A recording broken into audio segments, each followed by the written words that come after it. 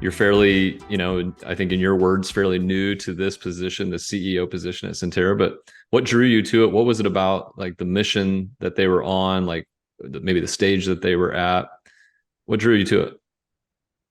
Yeah, so I think there's really there was a lot of review that went into this. There was really three core concepts that I looked at. One was just the industry, right? The broad problem that we're all trying to solve. Everybody knows that sustainability and the population growth, right, are all big factors that the agricultural world is trying to solve. And why wouldn't you want to be a part of trying to play a small role in solving that problem and providing a better world, right, for your children, and being able to make this just a better place. That's what we're all trying to do. That was attractive. I think maybe more importantly for me, just the dynamics of looking at ag tech in general and the amount of funding that was going into it. My background is in cybersecurity software. I spent the last 14 years of my career building and growing cybersecurity software companies, and it felt all very similar to what cybersecurity looked like 10 years ago, Mm. right? And lots of money coming into it, not a clear ROI, so maybe a little bit more difficult to sell. The adoption of it was a little bit slower, but you knew what was going to happen, right? You just knew that headlines were going to come, data security was going to be a very top concern for CIOs, and you knew that the valuations of these businesses, if you can execute well, were going to skyrocket. And I think ag tech seems very similar to that. It's an industry that hasn't been totally disrupted for what I've learned, a variety of different reasons.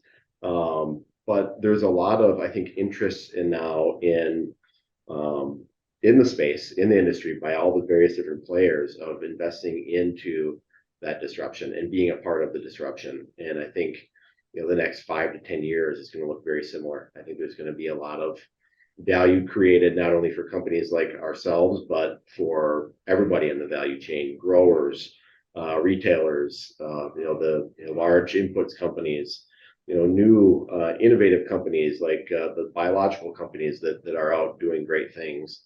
There's just going to be a lot of value created, and I think that companies that understand how to focus on winning a niche, and then really listening to customers and understanding what their needs are, and let that be your story on your product development roadmap. I think those are going to be the winners. And I think that third piece of this is really Sentera itself. The more you looked into it, it's highly respected, for brand names in a very small space. It's one of the most respected brands. It had a blue chip customer list that, the who's who of large, ag companies, and a steady growth. And, I joined Eric Teipela, who was the CEO, who moved into a CTO role. As a technology individual, you can't find a better, group of people here that know and understand machine learning, AI, and how that applies to a very unique use case. And I felt that the combination would be a really perfect fit for both of us. And I think a year in, we'd both say the same thing. Yeah, it sounds like there's this Venn diagram in the organization of ag as well as technology. You come in from more of that technology background. And I'm sure there was probably some expectations you had, or maybe some assumptions about the organization or the industry in general. Is there anything that in the first year or two you are now looking at and you're like, oh wow, that's not what I thought. This is completely different than I maybe expected. Anything that comes to mind when you're asked that question? Well, I may regret this,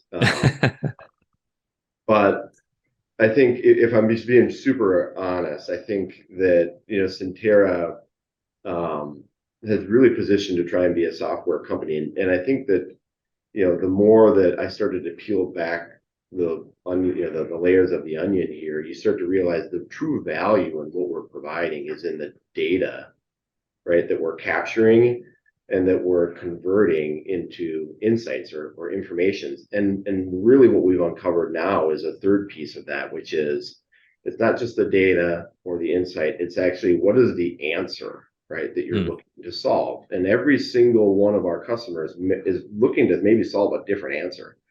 Some of them are maybe in the same kind of category that they're trying to solve, but uniquely to them, it's a different answer that they're trying to figure out, whether it be, which hybrid seed, is performing better, whether it be, what is the purity of this hybrid seed, whether it be, is this biological having more efficacy than this biological, which one should we bring to market, and how can we make a faster decision to be able to bring these to market quickly. I think, now we're uncovering, the companies that have been around for years, right? These inputs companies that, could be being disrupted by these biological companies. They're interested in saying, okay, I have a commodity type product. It's not an unlimited resource.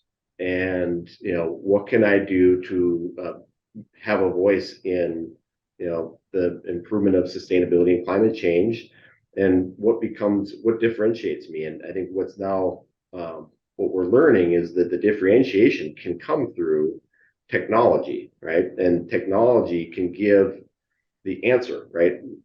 Using the data and the insight, the answer can be, okay, I'm a crop protection company and I've developed a specific herbicide that is really effective in this one species of weed, right? How can, the new product can be, okay, where do I apply it? When do I apply it? And how do I apply it? Right. So you're not necessarily applying it to the entire, crop. You're applying it only to the specific precise location that makes sense. And that's where the adoption of these, big investments in innovation for these inputs companies are going to be unlocked, right? Is by providing basically a digital product, a digital wrapper, right, that comes with that input, maybe that herbicide or that phosphorus or potassium, product. When to apply it, where do I apply it, how much, and this really becomes a label of how you. Do you think the product roadmap saw that coming, and it was inevitable to get to that point, to go from sort of data to insight to decision? Or is that more of a recent, like, oh, you know what we could do is we don't have to stop at insight. I mean, is it inevitable, or it really took some clever thinking to get to that next level of thinking about the product in that way? I wish we could take credit for it. I don't think that it was something that we kind of came up with. I think it was just listening to what our Mm. customers want, Hmm. and what they're trying, and maybe going a layer deeper by asking those questions. Okay, well, I understand you want this data point. What is the takeaway that you want from it? And then with that takeaway, what answer are you looking for? Are you looking to make a product decision? Are you looking to take cost out? Are you looking to predict the nutrient uptake of this? Because we can probably do that with the full scope of data science that we have here. I mean, we've obviously got the ability to build sensors to capture high resolution imagery, right? That's kind of how we started. We've got the capability to run those images through computer vision and deep learning frameworks to be able to, convert that data into a piece of information. Where we now have unlocked even more value to these customers is, especially those that don't have deep data science organizations, is data modeling, right? Let's take our data, our proprietary data, with the imagery that we can, fly and capture over your plot trials, combine it with your proprietary data, as well as maybe public data, weather, soil information, and build a predictive model that's localized to you, right? To Mm. you in your fields, that's unique to you, that's, more accurate to you or to your customers. And that's really just been uncovered by asking, hey, what are you trying to solve? And I don't think that we would have gotten there if we would have had the full capabilities of data science, from, product development on the front end to machine learning to, data modeling. Yeah. Just to go back to when you joined Sentera, because I think you said you've been in the CEO seat for over a year now. If you were to go to dinner or have drinks with somebody who's outside the industry, how do you explain to them what Sentera does and just in like layman's terms? I guess the quickest way to explain it is we use drones to capture aerial imagery of crops. And we take those pictures and we convert them into data points on crop health, um, you know, size, flowering. There's lots of different data points, that, weed pressure, right? Different things that we can identify in an image. And we convert that into information. And we can do that on broad acre row crops, or we can do it on small plot R&D fields. And do they get the importance of that? I don't think so. No, no. I think everybody, and this was me too, right? When I joined, I thought, okay, a lot of these technologies are really for the grower, and where we've seen a lot more adoption is in the large agriculture enterprises, right? The companies that are bringing these new products to market. Really, the level where innovation is happening. I see that those are the organizations that are responding much more and more curious to see, okay, what can aerial imagery provide me, and how can your data science capabilities help me make a decision faster. And that can be either in season or obviously out of season with the regular cycles. I think going back. Is it the farm gated and advisors, or is it the input companies who are trying to prove the effectiveness of their new innovations that you think is more apt to adopt this? I think one is going to adopt it faster than the other, but I think that there's adoption in both areas. Mm. As a small business that's in scale up mode, right? We're focusing our energy where we think that the growth is going to be faster, which is with these large inputs companies. We obviously very clearly support the farm gate, the retail advisor that is bringing this technology to their growers to improve the relationship, to help them make better decisions. Our platform absolutely supports that. We have hundreds of customers that are using that. But I think that my personal view is that's going to be a slower adoption curve. Yeah, and it just from the outside, hearing you say both the inputs as well as getting into decision making, it seems like if that is the avenue, then it makes that decision, the delivery of decisions easier, because if you had a handful of like really key partnerships, you can codify each one of those to a decision making. Whereas if you were starting with the masses of growers, there's so many decisions. I would assume much harder to get to a decision. You just need to give them insights and let them decide. Is that a fair interpretation of that, or have I got that Yeah, I think wrong? so. I think so. And it's also the differentiation has to be the experience, right? The experience of, okay, I've gotten a stand count, right? Now, what decision can I go and help make for the grower? Because again, they've got all types of other things on their mind. Um, so I think the enablement of that type of technology takes longer, right? And the retailers, they don't want to necessarily be logging into multiple different applications either, right? And they've all invested into their own data platforms um, that they want their users using, right? And we've found that APIing our data or our insights into their platforms is maybe a better route, right? So that's what I was saying maybe earlier before.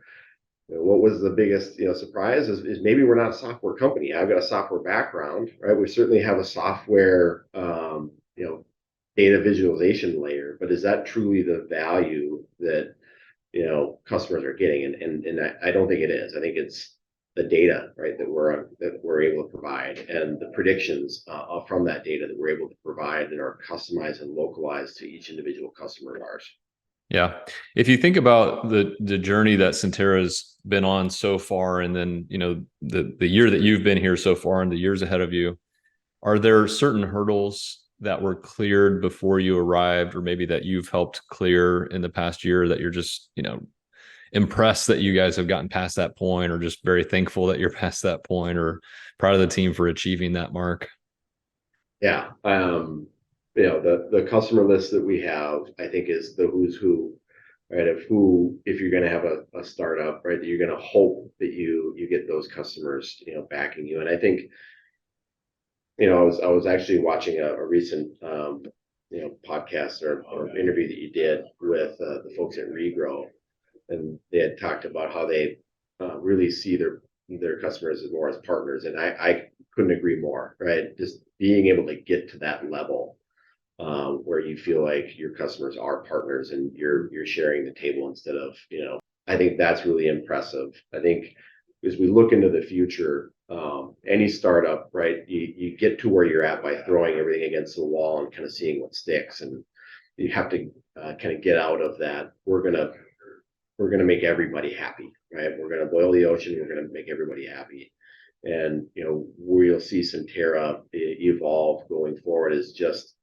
being intensely focused on winning a niche of being basically a data science as a service provider, leveraging the unique differentiation that we provide, which is high resolution imagery, and creating data off of that imagery to solve some of our customers' most challenging data problems. Right? What's the outcome that you're trying to get? What's the answer you're trying to get for this particular data project? And we can help you, whether it be full service, whether we do the entire from sensor to prediction, or whether we meet you wherever you're at, right? And where we're just actually capturing the data, and you've got a data science team that you want to use that. But focusing on that specific space, and rather than trying to solve everybody in the ag value chains problems is probably where you'll see Sentera move going forward. Yeah, it seems like that's the natural maturation of a lot of industries is finding that spot where you just can really own it, and nobody else. I mean, you can claim it and nobody else can get to it. Kind of on that same thought, do you look ahead at the next 2, 3, 5, whatever years and see any kind of shifts? Are there any shifts that you would predict that happens kind of in your space? Kind of relevant to what you're doing. Anything that you think's on the horizon? I'm hopeful on two things. I'm hopeful that eventually we can unlock the power of drones by clearing the FAA requirement to have somebody there, right, to fly it, right. The whole drone in a box concept would be incredibly helpful to our industry because it allows the capture of data over more acres at a much lower cost. Right now, the cost to fly is still the barrier. I mean, it's better economics than flying a plane, and it's better resolution. But I think that is something that we're hopeful happens so that we can solve a lot of these problems right now that we're solving on small plots, but solve them at a broad acre scale and roll them out to the rest of the rest of the industry. Yeah, and that's kind of in some ways you might say regulators have a bit of misconception of what that is holding some companies back. You also talked about, friends, when you explain what you do in layman's terms, they also don't quite get it. Are there other misconceptions that you think exist in the industry or with maybe regulators who influence industry that you would like to see overcome, or that you just have to sort of explain away in your conversations? Yeah, well, I mean, I haven't been around long enough to see it myself, but I think that ag tech, from what I'm told, is a bit of a reputation of maybe overselling and under delivering. And that's a reputation that we're all trying to overcome. So I think that a lot of the macroeconomic pressures right now that are occurring are going to weed some of that out.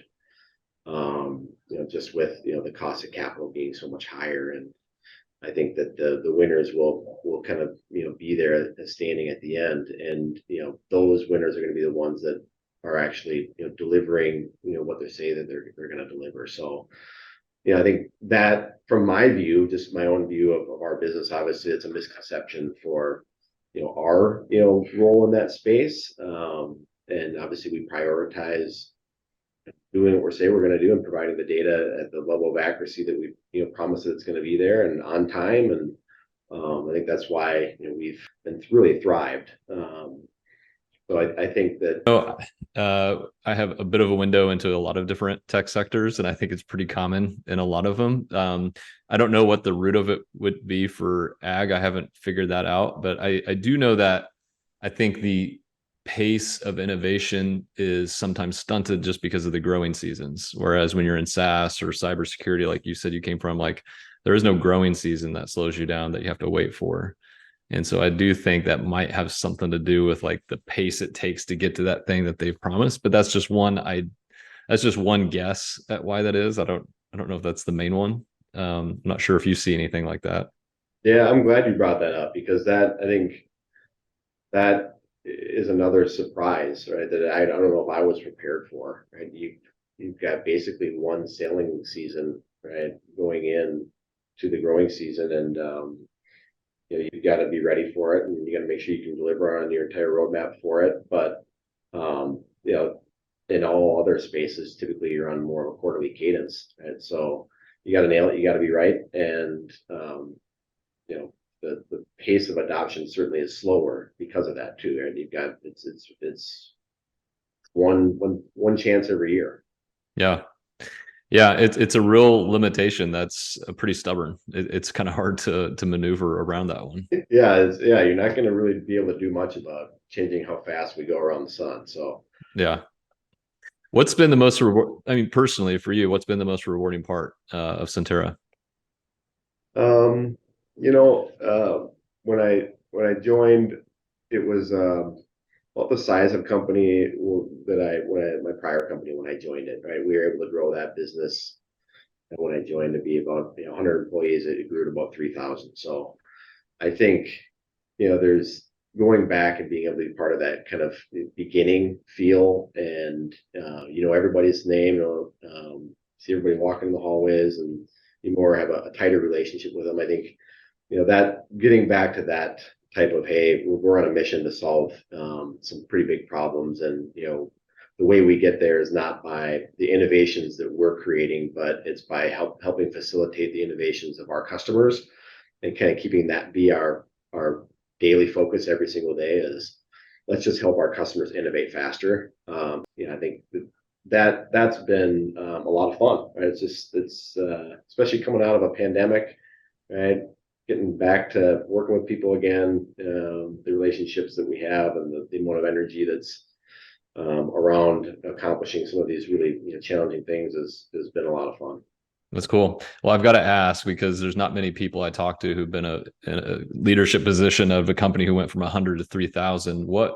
What's something that you took away as a learning from that experience that you probably wouldn't have learned had you not been at a place that went from 100 to 3,000? Anything that was unique, a unique learning from that? Um, well, I just think, I guess structurally that, we grew a lot inorganically. So we made, well over 30 acquisitions and looked at many different more. So you get to see maybe what a lot of companies are doing well, what others are not doing well, because you have so many different other views at it. And so your learning curve goes up quite a bit. So the various different go-to-markets that you're able to witness, whether it be an enterprise or a SaaS like go-to-market, certainly that's helped as you come in and evaluate a new organization and what's going to be the best, to help grow, that business. But I think beyond that, the lesson you learn in a company that does that many acquisitions is that when you acquire a company, sure, you're acquiring technology and a customer base, but ultimately it's the people, right, that make that business. And there's not a greater lesson that you can learn when you make an acquisition and your mission is to make sure you keep everybody, right? So your investment thesis comes to light, and it certainly puts a huge value on how important people are, to these businesses, and that they're really the reason why, either businesses thrive or, they fail. Yeah. And it sounds like you're converting that learning into your time at Sentera, because when, I just asked you what's rewarding and you basically said people. So it sounds like you're trying to apply that with your time there. Anything in particular that you have tried to emphasize with the culture or the team or the way you recruit?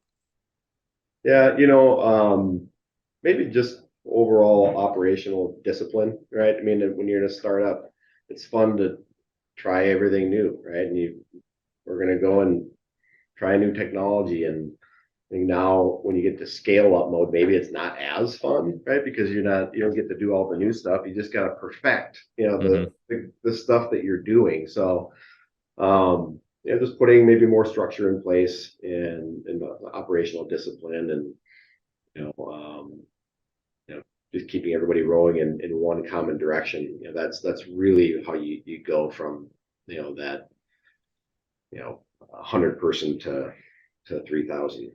Yeah, totally. It's the early days where it's a little bit of like shooting from the hip are always exciting to hear about, but that will not get you very far once you get to that scale up mode. Like you said, it's you got to have a structure. You got to know what each step is going to look like, and you need Yeah. a steady hand to help guide that, right? Yeah, especially when, the culture is okay, we can go do that. Right now we're saying, well, we're going to do that later.